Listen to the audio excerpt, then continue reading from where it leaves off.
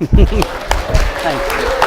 Are you reverend? Yeah. Sorry. It's okay. No, it's quite all right. No ego involvement. Thanks, Nick.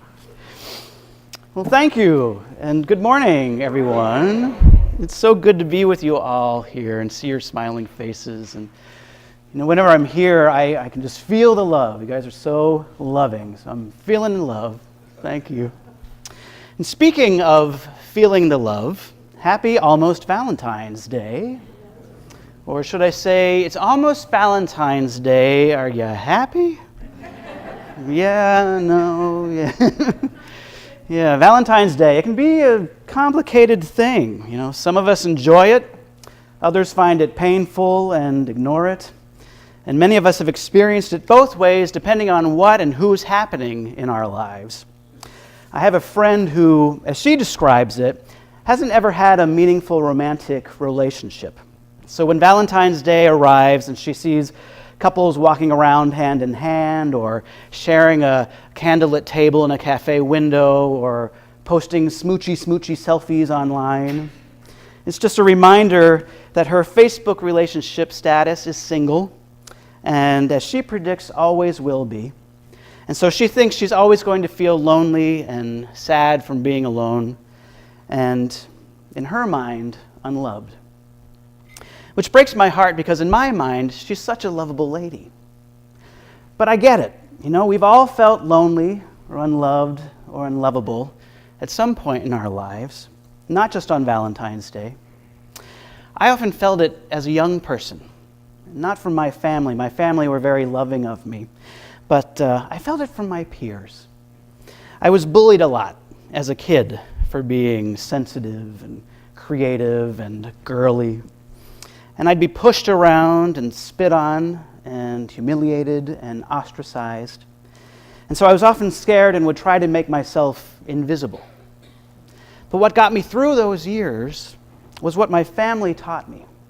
That even though people may not be able to see me completely or love me completely, God did. And growing up, God was my best friend. Was my confidant, my protector, my source of total and constant and unconditional love. And so even though when other kids would corner me on the playground and point and laugh and call me fag, I never felt completely alone or completely unloved, because I knew that God was there in those moments with me and loving me. And what a gift my family gave me. And now as an adult, although my idea of God has changed, it's still a source of total, constant, and unconditional love. And when I hear my friend talk about her loneliness, or someone in my therapy group talk about feeling unloved, or anyone ever talking about feeling unlovable, I want so much for them to know that God loves you exactly as you are. You are a miracle, and you are loved so much. So yes, even though I believe that we may feel like it, we are never truly alone or unloved, because Emmanuel, that's Hebrew for God is with us. People may not always be, but God, the Spirit, the force, whatever you want to call, this perfect energy of compassion and care that connects us all, is with us, always, because it is us. We are it.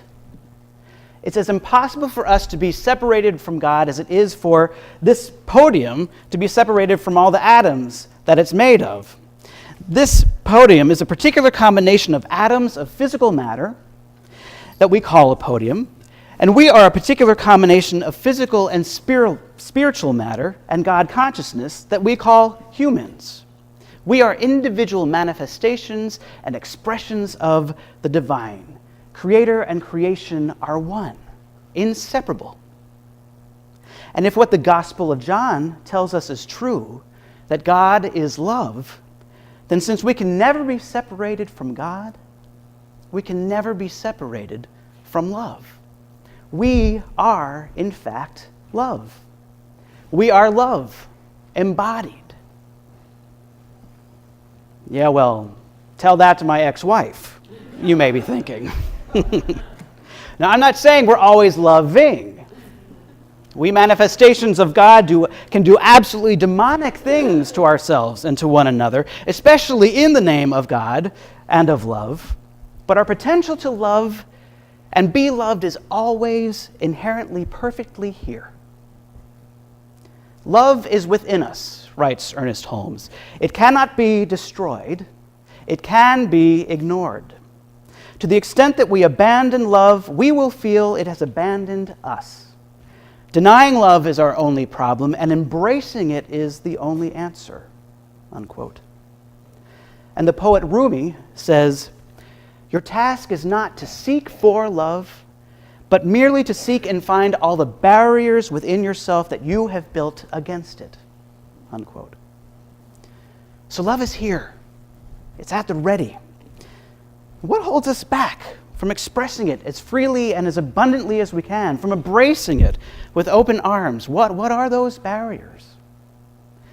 Well, I've been an ordained minister for over 2 years. I've been in a relationship with this amazing man for over 15 years. I've been in therapy for over 25 years. So you'd think by now I wouldn't have too many barriers to love left standing. But I still do. And I probably always will. All of us probably always will, in this life at least, have some sort of barriers, some sort of struggles with loving and being loved. Why? Well, I believe that's part of why we're here. That we're here in this life to learn how to love Spirit and ourselves and others as closely to our inherent divine potential as we can.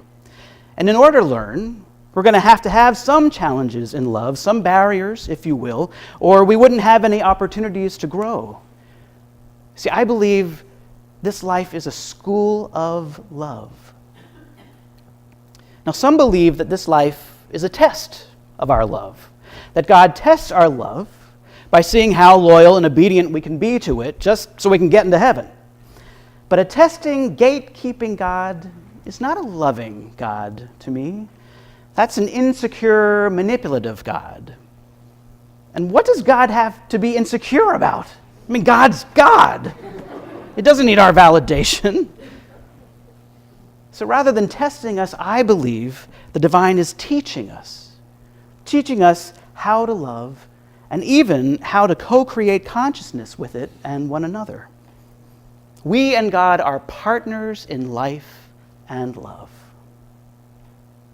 In Islam, there's a hadith Qudsi, which is a saying attributed to the Prophet Muhammad, who's quoting Allah, in which Allah says, "Take 1 step towards me, and I will take 10 steps towards you.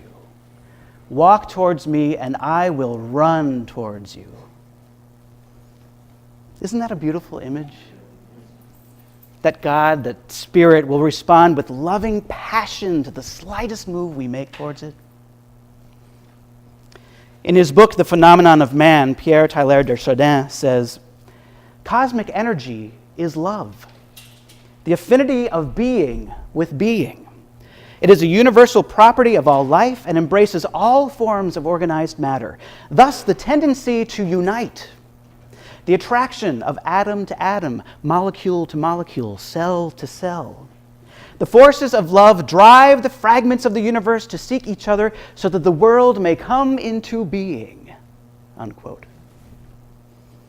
So we're not an expression of a love that's testing, judging, degrading, dividing, but a love that's understanding, creative, empowering, and uniting. So our lesson in this school of love is to learn how to do less testing, judging, degrading, dividing, and to do more understanding, creating, empowering, and uniting. Which doesn't happen in a day. This is a lifelong lesson that we've been given. Some people think it's a many lifelong lesson. So we should be gentle and patient with ourselves and with one another in this school. One of my favorite qualities of love that St. Paul describes in his famous passage from 1 Corinthians, love is patient, love is kind, is love never ends. And thank God, because it may take us forever to really get the hang of it. But really, I do believe that Spirit, as infinite and not bound by time, will never end.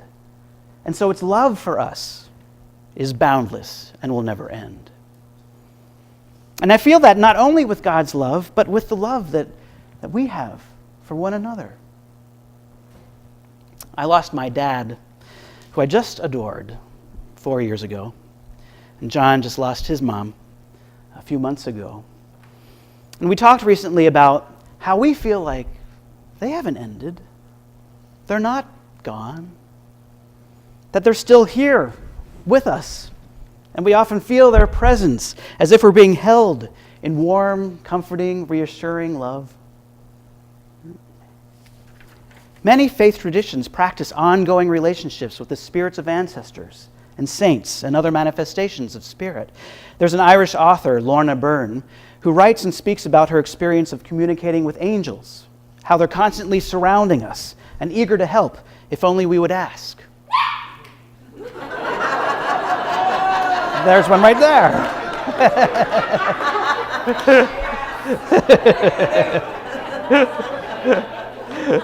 Bless you, and thank you for blessing us.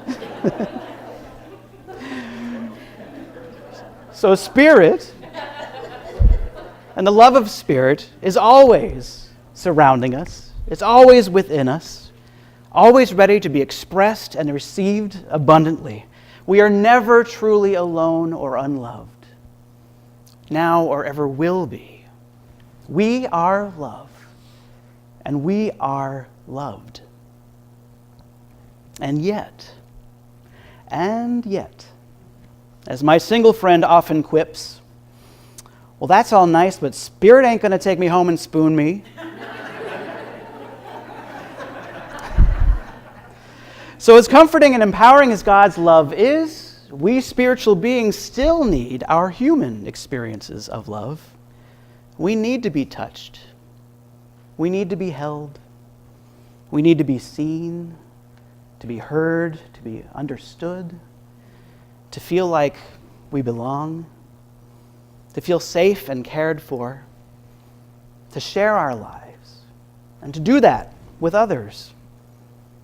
Love is not only our spiritual lifeblood, but it's our emotional and physical lifeblood too. Without human love, we perish. So if you're craving more human love in your life, know that Spirit's love is always here to empower you. And then claim with assurance this meditation from the Science of Mind. I am never alone, never lonely. For I have as companions and friends those people who are drawn to me by the ever-active and immutable law of attraction. I desire to be loved. Therefore, I allow myself to love greatly. I feel warmly inclined toward people, to be interested in them and helpful on their behalf. I give as I wish to receive. It's not enough that I profess to love people. I must really love people more dearly than I have ever loved before, because all people are my brothers and sisters. Unquote. I desire to be loved.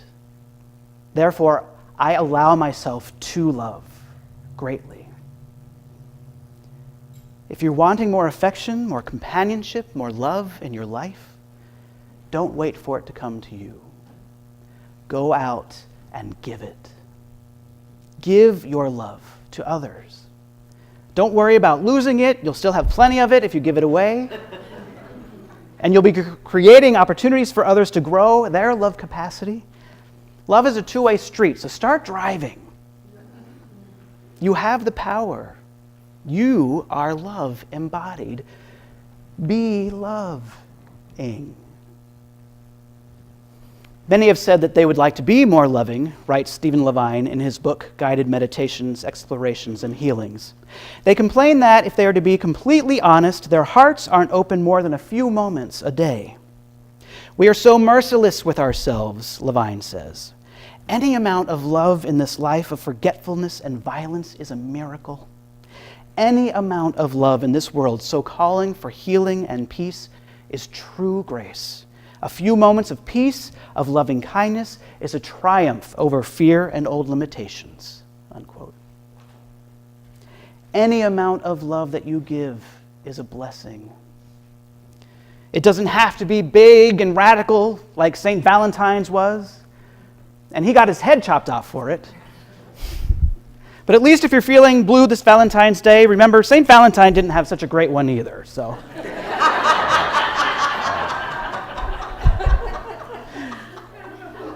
The love that you give doesn't have to be big or radical or dangerous. It can be mini and more mundane. The value of all service, writes Charles Fillmore, lies in the spirit in which you serve and not in the importance or magnitude of the service. Even the lowliest task or deed is made holy, joyous, and prosperous when it is filled with love, unquote. And our love certainly doesn't have to be perfect. In this life, how we love will never be perfect because we humans are never going to be perfect, and the world we live in is never going to be perfect.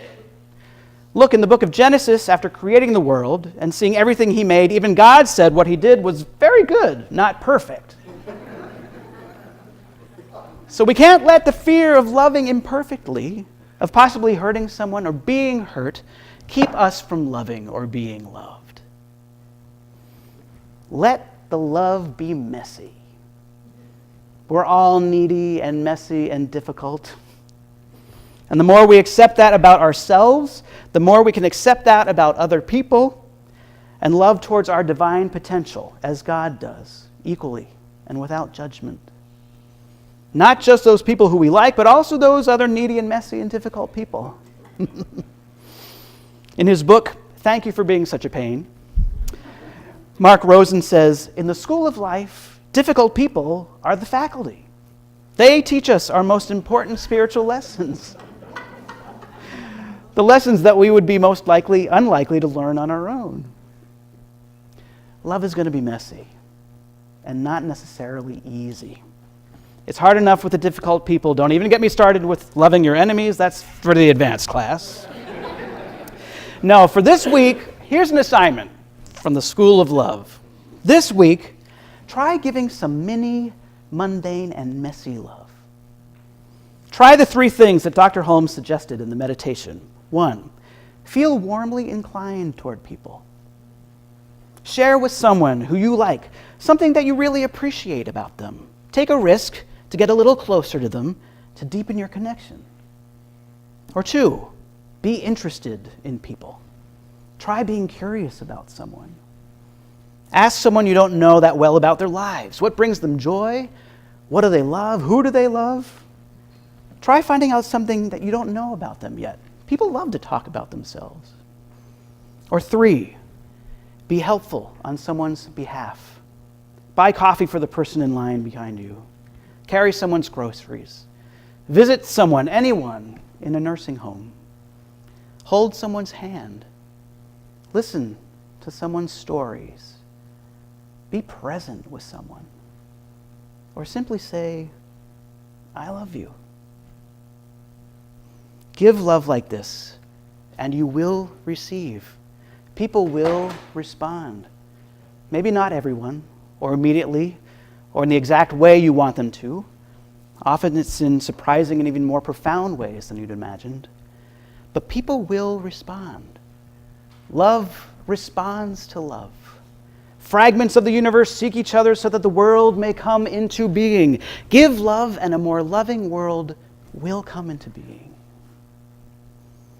Fred Rogers says in The World According to Mr. Rogers, deep within us, no matter who we are, there lives a feeling of wanting to be lovable, of wanting to be the kind of person that others like to be with. And the greatest thing that we can do is to let people know that they are loved and capable of loving. So as you leave here today, and all this coming Valentine's Day week, share some mini, mundane, and messy love with others.